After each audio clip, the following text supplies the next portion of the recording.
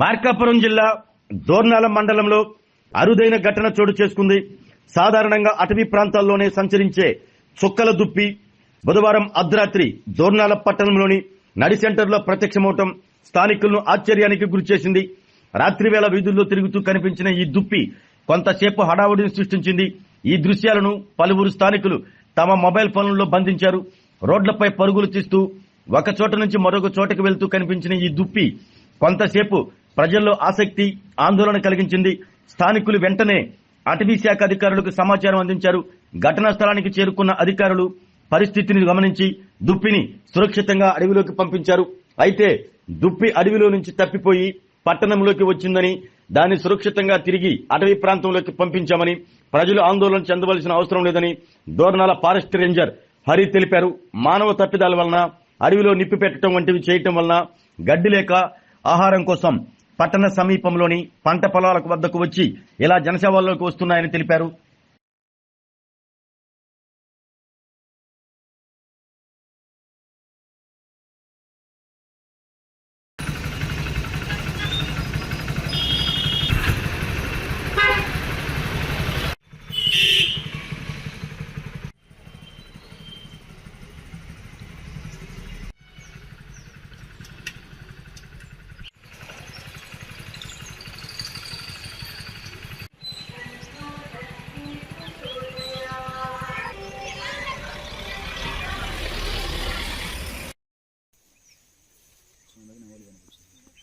అయ్యే సార్ అయిపోయింది వాయిస్ అప్పుడే. అది సెకండ్ కంటే కొంచెం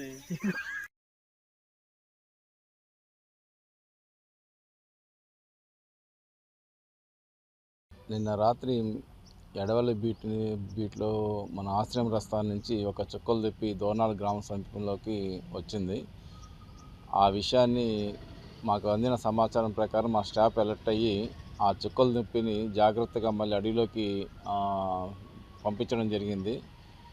గతంలో కూడా ఇలా అప్పుడప్పుడు ఈ ఫారెస్ట్ ఆనుకొని ఉండిద్ది కాబట్టి దోర్నాల మండలం అనేది కొన్ని దుప్పులు, అడవి జంతువులు బయటకు వస్తుంటాయి. వాటి జాగ్రత్తగా మళ్ళీ అడవిలోకి పంపేస్తున్నాం తిరిగి. ముఖ్యంగా ప్రజలకి విజ్ఞప్తి చేసేది అంటే మీడియా ముఖంగా ఈ ఎండాకాలము వచ్చేసరికి ఫారెస్ట్ని విపరీతంగా తగలబెడుతున్నారు. ఇలాంటి మానవ తప్పిదాల వల్ల లోపల మన వైల్డ్ లైఫ్ యానిమల్స్కి సరైన ఆహారం లభ్యం కాకుండా ఫారెస్ట్ ఆనుకునే పొలాల దగ్గరికి రావటం జరుగుతుంది సహజంగా. వాటికి కూడా మేము లోపలికి ఉండటానికి మా ప్రయత్నం మేము చేస్తున్నాము. అడవి జంతువులు లోపల ఉండటానికి కోసము సాసర్ పిట్స్లో వాటర్ పోస్తున్నాము ఎండాకాలంలో. మరి సాల్ట్ లిక్స్ కూడా అక్కడక్కడ కడుతున్నాము వాటికి నీటి ఎద్దడిని తగ్గించడానికి కోసము. కొన్ని చోట్ల గ్రాస్ ల్యాండ్ డెవలప్మెంట్ కూడా చేశాము. కాబట్టి అడవి జంతువులు బయటికి రాకుండా వీలంత వరకు మనమే ప్రజలే సహకరించాలి వీటికి. ఎందుకంటే ఈ ఫారెస్ట్లో నిప్పు రాల్చడం అనేది చాలా ప్రమాదకరము. చాలా వైల్డ్ లైఫ్ యానిమల్స్ కూడా చాలా వాళ్ళ ప్రాణాలు కూడా హాని కలుగుతుంది. కాబట్టి దయించి ఈ ప్రజలు మీడియా ద్వారా తెలియపరచడం అనగా అడవికి నిప్పు పెట్టడం అనేది మానుకుంటే అడవి జంతువులు చాలా వరకు సేఫ్గా ఉండిద్ది. అదేవిధంగా ఏదైనా అడవి జంతువులు బయటకు వచ్చినప్పుడు ఏదైనా విలేజ్లోకి వస్తే మాకు తగిన సమాచారం అందిస్తే ఇమీడియట్గా వాటికి ఎలాంటి హాని కలగకుండా మళ్ళీ ఫారెస్ట్లోకి తీసుకెళ్ళి వదిలిపెట్టడం జరుగుతుంది. ఇలాంటి విషయాల్లో కూడా ప్రజలు సహకరించాలని చెప్పి కోరుకుంటున్నాము.